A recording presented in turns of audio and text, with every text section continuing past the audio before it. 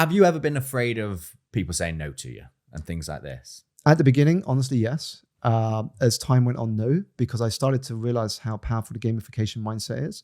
So, one part of the gamification mindset is asking yourself, what would this look like if it was more fun and enjoyable? Mm-hmm. Because there's always a different way to do something. If something is a chore, ask yourself, what would make this more fun and enjoyable?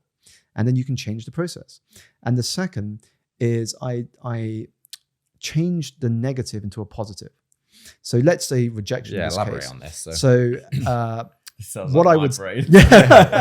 So instead of dwelling on a no, Yeah. which is what tends to happen when you kind of reach out to people, you send a cold email, you're going to get a lot of rejections, even if you're looking for a new job and you're filling in the CV and you're going through interviews.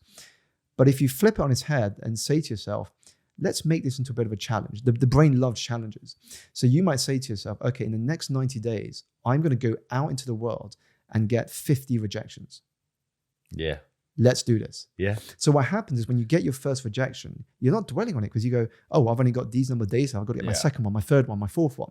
And then you're targeting lots of rejections. People need to hear more of this. People think rejection's a bad thing. Rejections are great. It's a good thing. Like, turn it into a positive. Us doing street filming for the stuff that we do for our socials for FINT. Brilliant. First time I ever did it, I was so scared. Because I thought they're going to say no or they're going to be awkward about it. I just felt awkward. I didn't know what to ask. And then people only see the nice parts of us on the street. That's the 100 rejections. I've got an outtakes of edits of people being like, no. It's like, it depends where we are, but builds up resilience. That's an idea for a good video, by the way. You should do no. Literally. Yeah, I'll talk to you. No, I'll talk to you. Because they only see the yeses. Yeah. It's brilliant. And the people that sometimes say no, you can see in their head, like they're saying no because they're sometimes afraid. I'm like, well, just sometimes put yourself out there. Just say yes. Yeah. I'm now when I see somebody filming on the street, I'm like, yeah, go on. What are we talking about? Feeling bad for them. And I think, Kurt, you hit it on the nail just now when you're saying with rejection, you learn from each rejection. Yeah. So if you're just focused on, okay, I'm going to go from next one, subconsciously the brain is learning from the previous rejection. What went well, what could be better? And then you are finding all the time. But for most of us, because we're dwelling on that last rejection, we're not actually making progress. We're seeing that one rejection as the defining moment in our journey. Yet it shouldn't be. And it's the past. Forget about it. Exactly. Well, what's been your biggest rejection then that's hit you, but actually giving you the, I'm going to do this now? Giving you the energy. We have big things in our life, like maybe it's the book or something. But what was that one thing? Because we all have it in our head, like they've said no. Well, let's see. Let's work. We're going to work on this one. Yeah, it's funny because I think when I was a student, I really wanted to work for Goldman Sachs as a company. I mean, again, this was me wanting to go into banking. And I got rejected. I tried my best to get that job. I got rejected. Obviously, Lehman Brothers came along. Financial crisis happened. But in hindsight, those things were a blessing in disguise. And they led me to want to pursue a career outside of the industry. So even though I didn't get that, it put me on a completely different path. And I find that, and I've gone through lots of setbacks, challenges, and I guess moments of darkness, whether it was losing my mum at 17, to failing a year at university, to being in a financial crisis, to the first year of business not really going the way I expected it to be. All of those things taught me that it is in those moments that equip us with the wisdom and the insights to come back stronger. And this is why challenges are so important. Without the challenges, you don't get to see how strong you are. Yeah. You end up coasting. You never really see your true potential. And so when I was going through that journey and I knew that there was more to be had in the world, the question I kept asking myself, and one I now ask of others, is how much longer, Simon, will you avoid what you are capable of to continue with what you are comfortable doing? And I kept saying to myself, I've got to make a decision. I've got to make a decision. And I realized the moment we make a decision is when the path unravels. Because once you've made a decision, you've gone from interest to commitment. Most of us are only interested. Yeah. New Year's resolutions, when people share what they're up to. I'm interested in getting fitter this year. I'm interested in starting the business this year. The only way to know if you like it is to make commit. a decision and do it. What do you find the common, maybe underlying, we could say, problem or challenge for people is? Is it to make that first step, or to step outside their comfort zone, or to kind of remove the peer pressure? Like we always say to kids, like, dance as though nobody's watching. Yeah. You'll be freer, you'll be easy, you'll be able to do what you know you can do. But that fear of judgment like you're gonna get judged whether you do Absolutely. it or don't do it. And the people that are judging you because you're doing it are not the right people anyway. Like, just that's what I find. Fear of judgment is such a big topic. Massive. Yeah. It's because not really touched upon. We want to be validated. Yes. So when you're a child, especially in social media now, there's Exactly. literally how many likes. You that can't help but compare. And so when you're a young child, you want to feel validated by your parents. When you grow up, you want to feel validated by your peer group at school. When you go into the world of work, you want to be validated by your colleagues, your boss. And so we grow up in a society where we're always seeking validation. And so when we break out of that to do something completely against the norm, we question ourselves because we fear how we're going to be seen by the people closest to us. But this is where courage is the most important. Courage has to come first. A lot of people will say, I don't feel confident enough to do something. Yes. No one is. No one is going to feel confident before they take that first step. Confidence is a byproduct of courage. You have to have a little courage to take that first step. Once you take it and it wasn't as bad as you thought, then your confidence starts to increase. Do you find that quite a lot of time people will overcomplicate it in their head and they'll think this is going to be way worse than it is, way worse, way worse. And then they do it. Or there's always that one person that you see calling like, oh, this can't be good. We all know, we all don't want to do it. And then suddenly you pick the phone up, oh, hey, I've got a great idea in this. Or we can reduce your tax bill or whatever the bad thought process is. But we all have that. Yeah. And it's like innate in us to be like, oh, it's going to be bad, isn't it? Whereas in reality, it's only that way if that's the way you think. And I think one thing for us, Curtis, is like yourself as well, like the change in lifestyles. I find that because, well, me more so, I'm always feel like I've made my time quite busy, but structured in the right way. Yeah.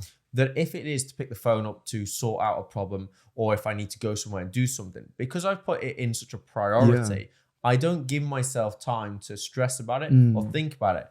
And at the other side of it, I always think to myself, well, people say, oh, it's hard to pass your driving test or something. I think, look how many people are driving. Yeah. Like, if you break it down to simplicity, we're all humans, we're all people, we all have emotions, we all connect to stories. People have gone through everything that you've been through, maybe at different times in their life. Don't stress about it. Just do it. People understand. Ask the question. When you see people at a restaurant, it's like they're nervous to ask where's the toilet. It's like, what they're going to do. And here's the interesting thing about stress. Stress actually doesn't really exist, because when an event happens, an event itself is neutral. You know, for example, when a car crashes into a wall, the wall doesn't get sad, the car doesn't get angry. It just is. But it's where a transfer of energy. Exactly, the transfer of energy. But where stress comes from is our interpretation of the event. So if you interpret an event as threatening to you, then what happens is you start to feel stressed. Yeah. And so what we come to realize, especially when it's with our thoughts, is when we change our thoughts, and this is the superpower we don't realize we have, when we change a thought about an event, we change our entire spectrum of behavior. A thought triggers a different interpretation triggers a different feeling, and the feeling triggers a different action, and that triggers a different result. So when you're going through an experience of an event, say to yourself, what else could this mean? Yeah. What else could this mean? Because the moment you shift the thought pattern, you completely change your experience of an event. Actually, I naturally feel like I do this in my life. I always turn a situation into a positive situation. Therefore, then I can enjoy that situation. Yeah. Even if I'm in what can be a scary situation or I'm out of my comfort zone, I'll try and turn it into a positive. And I'll say to myself, Curtis, you're going to do this no matter what. You're going for it. Give it a go. You may not be the best now. You may be absolutely crap. You may not get it. But either way, we're going to do it. To get better, you've got to do it. And what we're talking about here is the word pronoia, which I share in my book. You know, paranoia. Oh, I heard this. I love this. Paranoia is this belief that, you know, the world is out to get me. My colleague is trying to sabotage my chance of promotion. You feel like you're a victim in the world. And so you're constantly paranoid about why people are trying to trip you up. But pronoia is this belief that the universe is conspiring in your favor and that life is working for you and not against you. Now, just imagine for a second. Pronoia. Yeah. Word of the day. So just imagine if you embrace life through the lens of pronoia. Yeah. So when something does not happen the way you expected it to happen, if you saw it as life working for you, how different would you interpret it? You would more likely seek the lesson from that experience rather than saying, why me? Why did this happen again? Yeah. Why is this always happening to me? Because that's not productive thoughts. Yeah. A more productive thing is to say, well, what did this teach me? How am I going to improve as a result of what happened? And that's progress. Yeah. And you want to focus on what you can control, not what you can't. I think that's one of the best and biggest things anyone could take from this, actually, is that. And it sort of is just turn it into that positive situation. What can I learn from this situation? Yeah. And then if you do learn that, and then you do that, well, there you go. And this is why humility Life has taught you a lesson. Yeah, humility is underrated for me. Yeah. You have to be humble enough to see the lessons. If you're always operating from ego, you're like, you're not waiting for the lesson. I feel like if somebody's coming from like an ego point of view, or they feel like there's some sort of hierarchy, they lose out on so many opportunities. Like for me, sending a message to you, being like, can I ask for help? Would you like to do this? Would you like? And I feel like these things get lost because more than not, if you are kind and you ask someone in a polite way and you make it possible for them to fulfill whatever the requirement is or what you're asking, most people are nice people. They want to help. And you're usually asking that person for that reason. And this goes back to what we said about rejection earlier. For me, I always encourage people, ask. Because again, you're going to learn how to ask better each time. No. And so I always say, always ask, but never expect the outcome you would like. Because if you attach yourself to an outcome, you're not going to feel happy along the way. You're going to give up very soon and your energy would dip. But just move to the next. I'll just put lots of asks out there. It's like, the analogy I have in my head, it's like planting seeds. You keep planting seeds, and you have no idea which one of those seeds will eventually blossom into an orchard. So you just plant seeds and you just trust the universe. You say one of these asks will land, not all of them will work, but hey, as long as some of them come back to me, it'll be great. And you keep doing it until you just keep doing it. Okay, you just keep doing it. I've got a question. Seeing like you obviously travel a lot, you meet very cool people that maybe founders of businesses or other thought leaders in their space, their respective space. What's the question that you kind of always want to ask them? Because you're around some very intellectual people, plus like people within your industry. What is the question? Do you ask them, is it like this, what are you feeling this year? Or what do you find in different countries? Because you travel a lot. Or what's your take from it? Like, because you always want information. Like, I always intrigues me to be people in the same space. Like, what do you talk about? So for me, it depends on the person because everyone has a different profile. But one of the things I love starting off asking them, because it gives me a powerful insight into their life at the moment, is what are you most excited about this year? Yes. Because that gives me a baseline of understanding the projects they're involved in, you know where they are. You know where they are. And it's going to start the conversation off with a good energetic way. It's good energy because they're excited about it. So I find questions so powerful. It's like if you have a friend that you catch up with on a regular basis, but you know this friend is negative. If you have the right question, you can influence their state. So I'll give an example. If you catch up with them for a drink and you usually say, how's your week gone? And you know they're going to say, it's been rubbish and this didn't happen. In the UK, it's definitely hits with the negative. It was raining all week. Crap but imagine if you were to reframe that question and say something like, hey, it's been a while since we last caught up. What has gone well your side? So subconsciously you redirected them to focus on what has gone well. So that's why I usually like to start. And then I like to kind of play around with questions. Again, I don't want to ask them what you do because chances I already know what they do. So I like playing with different questions. We've seen where they are on social media anyway. So then another one might be, what are you learning for the first time this year? Very interesting question. Which plays into the eternal student mindset. Because it's very thought-provoking, isn't it? Even I'm thinking like, well, what? So many things, but what do I prioritize in my brain? What's my brain gone? This is 1, 2, and 3. Yeah, because the fact is, it reminds me of Alain de Botton quote. He said that if you aren't embarrassed by who you were last year, you're not learning enough or moving quick enough. Because if you have that eternal student mindset, you're always learning, you're always trying stuff, you're always experimenting, you're going into new partnerships, starting new businesses. So chances are they're doing something new for the first time this year. And that for me is interesting because it tells me their priorities.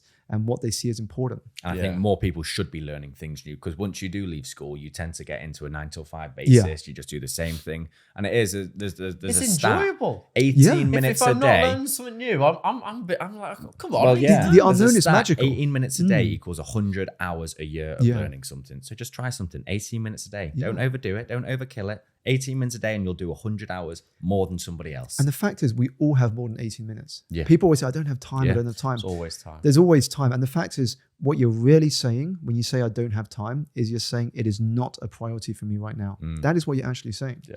Because I know lots of people say, I don't have time. Someone recommends them a new Netflix show.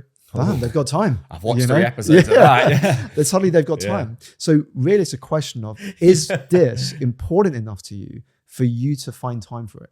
If it isn't, you won't. Thanks for listening to the podcast. That was Freedom Impact Trust. We hope you've enjoyed it. We've loved chatting once again. Please leave a comment below, because it really helps the algorithm and helps get the podcast out there. And also, let us know if there's any financial questions which you want answering, and we can answer them in the pod next week. Like I said, share, like, comment, subscribe, and let everybody know about the podcast. And thank you to our sponsors, FINT, the financial investment app, where you can invest from as little as £50 a month. £50? Yes, £50, Curtis. Oh, wow, it's an absolute bargain. And don't forget, it's through 3 different portfolios. So choose the one that you like and get investing. Have a great day. See you later, guys.